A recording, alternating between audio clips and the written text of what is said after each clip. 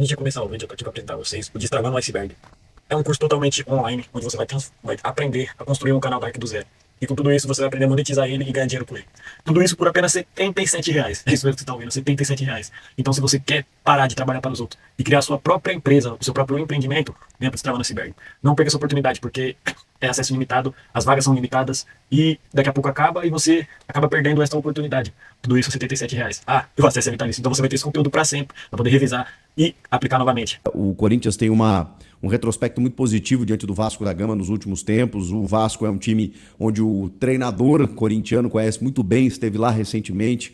Foi o time em que o Corinthians se sagrou campeão da Copa do Brasil em dezembro passado, quando era treinado pelo próprio Fernando Diniz. Então, eu sei que se a gente fosse olhar pelo combo, o Corinthians vai vencer esse jogo, mas não é assim que as coisas funcionam, né? Quando você vai para dentro do campo e ainda você enfrenta uma adversidade que não estava nos planos, que é a expulsão de um jogador ainda no primeiro tempo, claro que tudo fica um pouco mais difícil. Mas vamos lá, vamos do começo. Primeiro que o Vasco é um time que começou muito bem com o Renato Gaúcho, depois teve uma oscilação e vinha numa fase de recuperação, com 2 vitórias seguidas. Mesmo que seja contra o Paysandu, né, pela Copa do Brasil, mas ainda assim aquela vitória que dá uma consistência. No último jogo do Campeonato Brasileiro também tinha vencido o São Paulo. Então o Vasco estava esboçando uma reação de novo. E por isso, né, o jogo era complicado, o Corinthians estava com um retrospecto em casa muito ruim, né? Precisa corrigir e melhorar isso e está tentando fazer isso com o Fernando Diniz. Então essa vitória ela foi fundamental por vários aspectos. Primeiro pela tabela, né? O Santos acabou empatando o seu jogo, né? Tropeçando, abriu 2-0 e tomou um empate do Bahia. E com isso, né, o Cruzeiro já tinha vencido também, o Inter tinha empatado com o Botafogo, então o Corinthians estava numa necessidade de vencer para poder sair do Z4. E com a vitória acabou empurrando o Santos para lá e o Corinthians deu uma respirada momentânea. Mas também é preciso dizer que o Corinthians enfrentou uma adversidade, como eu disse, que não estava nos planos, que é uma expulsão de um jogador ainda no primeiro tempo. E é curioso porque passou pelo mesmo problema diante do Palmeiras em casa também há poucos dias.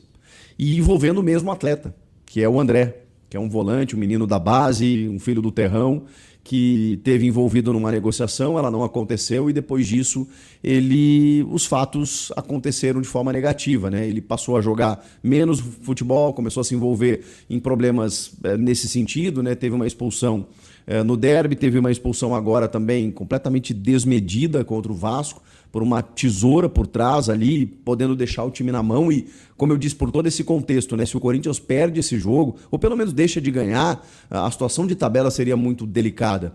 Então, foi um risco muito grande que ele deixou a equipe, né? E o Fernando Diniz foi questionado sobre isso. É um menino que precisa ser conversado, precisa ser orientado.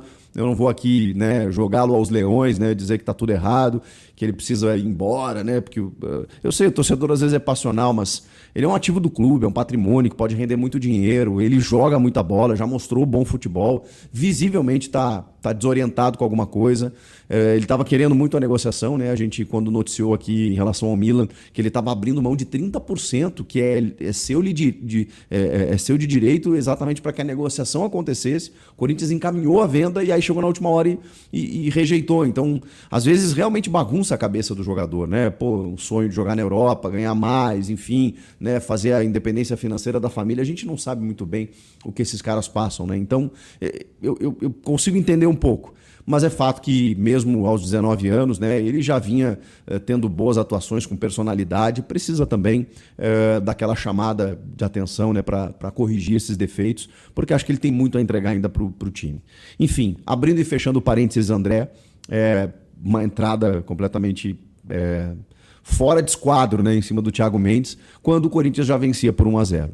O Fernando Diniz optou por povoar o meio de campo e uma escalação que muita gente até não é que não concordou, mas assim, se surpreendeu. Primeiro, Ranielli de lateral direito. Cara, essa talvez tenha sido a surpresa maior.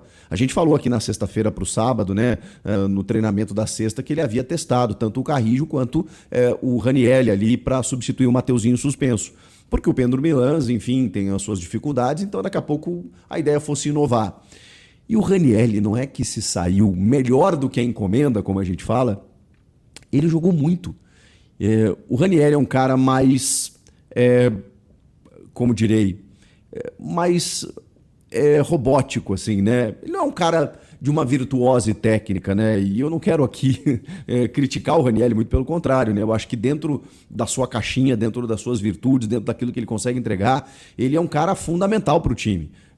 E polivalente também, né? Já jogou de zagueiro pelo lado esquerdo, já jogou de volante, de primeiro, de segundo homem. O Ranieri é esse cara, ele está sempre disposto a ajudar.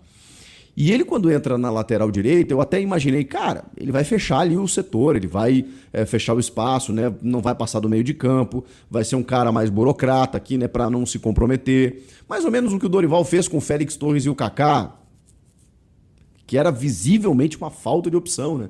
Você não tinha o Mateuzinho, ele não quis apostar no João Vitor Jacaré, como me parece que o Diniz também não queira nesse momento, uma questão para a gente pensar. Mas o Dorival nunca pensou no Ranieri, por exemplo, e colocava esses dois jogadores que eram, assim, tecnicamente muito inferiores, né? Que faziam aquele feijão com arroz. É um zagueiro pelo lado direito.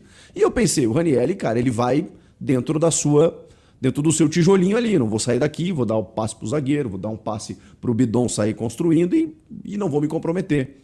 E muito pelo contrário, o Ranieri foi um gigante pelo lado direito defensivo, porque ali caem jogadores como o Andrés Gomes, por exemplo, tinha a possibilidade do Cuiabano cair por ali também, né? O Lucas Piton entra na reta final do jogo. Cara, o setor esquerdo do Vasco é muito bom. E o Ranieri jogando por ali deu uma sustentação muito boa para o time. Só que em determinado momento ele se empolgou, ele deu caneta, ele deu chapéu, ele se lançou ao ataque, né? Ele também participou de construção de jogadas lá na frente, quando ele teve o apoio do Carrilho mais para a reta final do jogo, aí o Carrilho fez essa função de lado, ele ficou um pouquinho mais resguardado, mas assim, porque ali ele foi protegido, né, na reta final do jogo, porque o Corinthians também tinha um jogador a menos. Mas, cara, o Ranieri foi a grande surpresa do jogo e ele correspondeu muito bem. Acho até que dá para hoje você considerar um jogador ali, caso o Mateuzinho não jogue. A gente sabe que ele é titular absoluto, vive uma boa fase também o Mateuzinho, mas o Ranieri é impressionante, foi muito bem. O outro destaque, não menos importante, é o do goleiro Cauê. Cara, o Cauê tem 22 anos, também é da base do Corinthians. E na ausência do Hugo Souza, muitos torcedores, em muitos momentos, ficaram preocupados quando jogava o Matheus Donelli, quando jogava o Felipe Longo. Nada contra eles, mas a diferença era muito grande, até na questão segurança. Porque o Hugo é um cara totalmente afirmado, comete as suas falhas também, mas já ganhou muito jogo grande para o Corinthians, né, por conta da sua envergadura, da sua personalidade, da sua importância que ele tem para o time, é um dos capitães da equipe. Então o Hugo Souza, assim, não tem nível de comparação no elenco com outro goleiro nesse momento. Tanto que o Corinthians foi ao mercado, né? Sondou o João Ricardo do Fortaleza, sondou não, quase contratou o João Ricardo do Fortaleza, o Neto do Botafogo, buscou um cara experiente para quando não tivesse o Hugo Souza por convocação, lesão, suspensão, seja lá o que for. E o Cauê, meus amigos, ele simplesmente parece que joga há anos no profissional do Corinthians. Ele mostra uma segurança incrível. E uma coisa me chamou a atenção, ele fez muitas defesas no jogo, porque o Vasco, até pelas circunstâncias no segundo tempo, teve 21 finalizações. No gol, se não me engano, foram 7. E todas ele encaixou. Teve uma no primeiro tempo do David, que ele tenta encobrir e ele vai muito bem, porque ele abafa, e aí na sequência ele vai lá e trava também o ataque do Vasco, muito corajoso também naquele lance, mas todas as outras ele encaixava. E isso, você pode pensar o seguinte, mas é porque o Vasco finalizou em cima dele. Isso é posicionamento. Isso é goleiro, olha o que eu vou dizer, que antevê o chute, se posiciona bem e facilita o próprio trabalho. Cara, isso é mérito dele. Isso é já uma experiência que ele está adquirindo com pouco tempo de carreira. E por que a notícia é boa? Porque a gente está falando de um jovem da base, um ativo do clube, que tem só 22 anos, e de um goleiro, que tem uma longevidade de mais 20 anos no gol. Então, o Hugo Souza, que daqui a pouco pode ir embora, depois da Copa do Mundo, se ele for para a Copa especialmente, né, se valoriza, ele tem um sonho de voltar para a Europa, a gente não sabe quanto tempo o Hugo Souza vai ficar no Corinthians, tomara que muitos anos, mas, cara, você está formando um goleiro ali para para usar por mais, sei lá, 2 décadas. Então, essa notícia também é muito boa. Que golaço fez o Matheus Bidu, né? Quando a gente fala em laterais, por exemplo, né, eu exalto aqui o Mateuzinho e exaltamos o Ranieri, que substituiu. Cara, o Matheus Bidu, ele tem uma evolução no Corinthians que é surreal, surreal. Esse menino foi quase...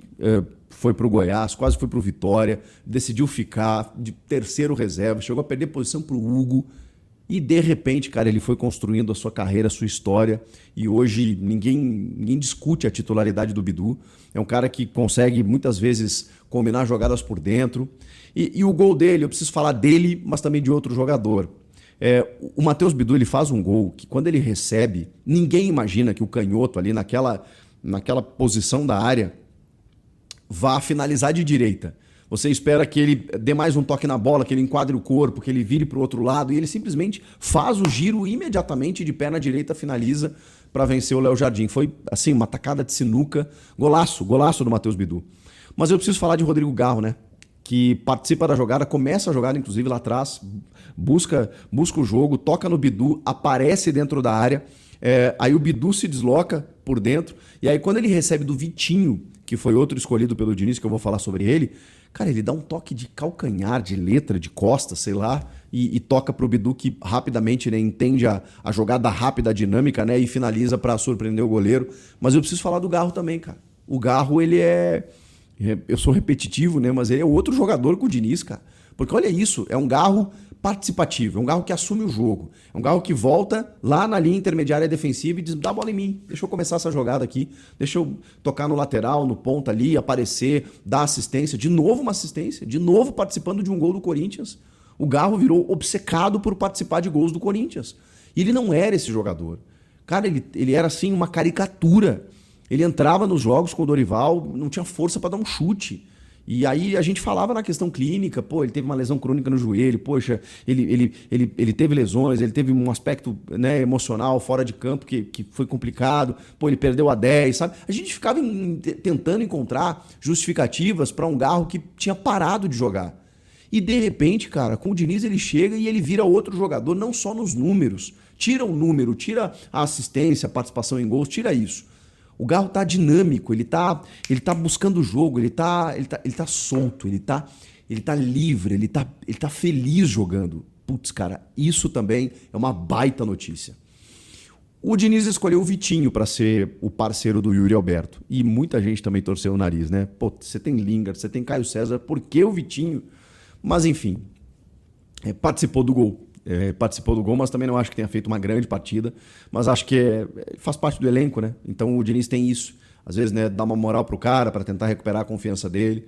Ele tá precisando fazer gol, né, dar passe para gol, para daqui a pouco, né, quem sabe melhorar um pouco a moral dele.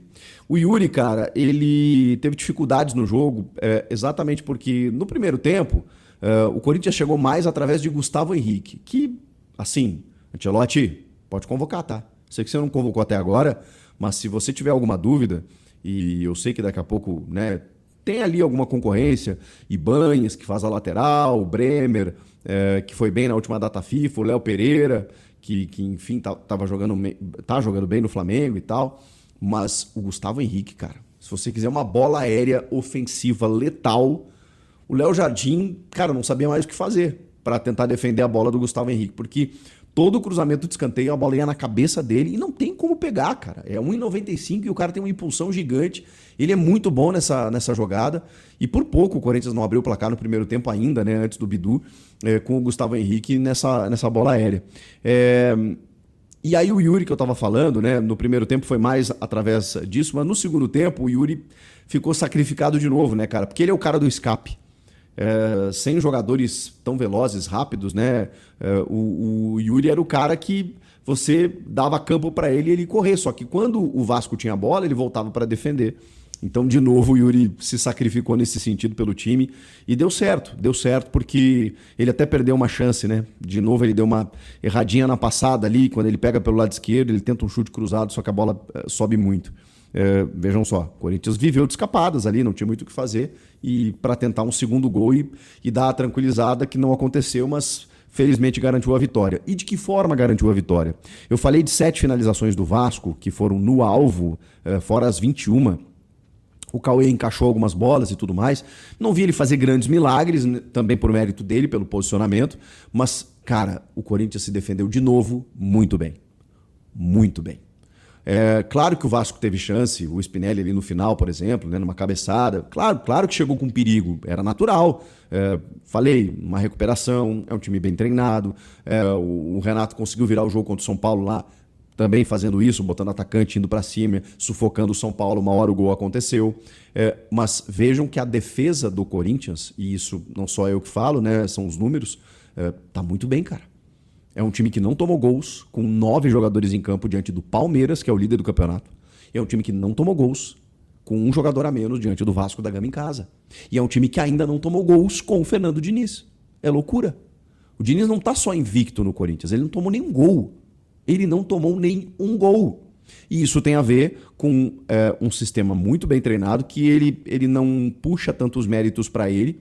Ele fala que o time já tinha essa consistência defensiva, o que eu discuto um pouco, porque obviamente você tem uma memória ali de posicionamento, tem jogadores ali que jogam junto há muito tempo, mas o Corinthians do Dorival tomava gol todo jogo, vocês vão lembrar.